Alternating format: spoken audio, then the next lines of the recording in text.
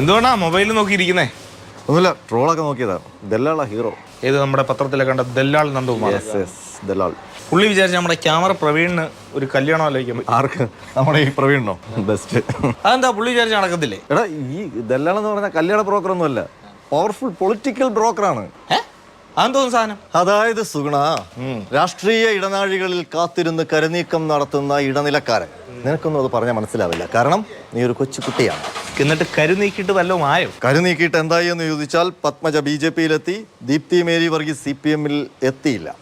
ചിലത് ശരിയാകും, ചിലത് ശരിയാവില്ല എന്ന് കേട്ടിട്ടില്ലേ? അതുപോലെയാണ് കാര്യങ്ങൾ. ഓഹോ, അപ്പൊ മൂപ്പര് വലിയ കക്ഷിയാണല്ലേ? ഈ രാഷ്ട്രീയ നേതാക്കളുടെ തർക്കങ്ങളും മോഹഭംഗങ്ങളും ഒക്കെ സെറ്റാക്കുന്നത് മൂപ്പരാണ്. വടക്കേന്ത്യയിൽ ഇതുപോലുള്ള ബ്രോക്കർമാർ ഒരുപാടുണ്ട്, പക്ഷെ നമുക്ക് ഇവിടെ ഈ ഒരു ഒറ്റ പീസ് മാത്രമേ. പിന്നെ എന്താണ് ഈ ദീപ്തി മേരി വർഗീസ് ഇങ്ങനെ ഒരു പൊങ്ങനാണെന്ന് പറഞ്ഞത്? ഇതേ കണ്ടുപോക്കുകയാണ്. പറഞ്ഞ ആളുടെ ക്രെഡിബിലിറ്റി വലിയ പ്രശ്നമാണല്ലോ. കാരണം ഇന്നലെ ഒന്ന് പറയുന്നു, ഇന്ന് മറ്റൊന്ന് പറയുന്നു. അദ്ദേഹം എന്തിനാണ് എൻ്റെ പുറകെ നടന്ന് ഇത് പറയുന്നത് എന്നുള്ളതിൻ്റെ കാരണം അദ്ദേഹത്തിന് മാത്രമേ അറിയുള്ളൂ. ഇനി അദ്ദേഹത്തിന്റെ പുറകിൽ ആരെങ്കിലും ഉണ്ടോ, അദ്ദേഹം എന്തിനു പറയുന്നു, ഇതൊക്കെ അദ്ദേഹം പറയേണ്ട കാര്യമാണ്. അത് നിനക്ക് രാഷ്ട്രീയ അന്തർധാരകളെ കുറിച്ച് വലിയ ജ്ഞാനമില്ലാത്തതുകൊണ്ടാണ്. ദീപ്തി മേരി വർഗീസ് എന്ന KPCC ജനറൽ സെക്രട്ടറി കോൺഗ്രസ് വിടാൻ പോകാന്നൊരു തോന്നലുണ്ടാക്കിയില്ലേ? അതാണ് ഈ ദല്ലാളിന്റെ മിടുക്ക്. ദീപ്തി മേരി വർഗീസ് അന്ന് തൃക്കാക്കര ബൈ ഇലക്ഷന് സ്ഥാനാർത്ഥിത്വം പ്രതീക്ഷിച്ചു.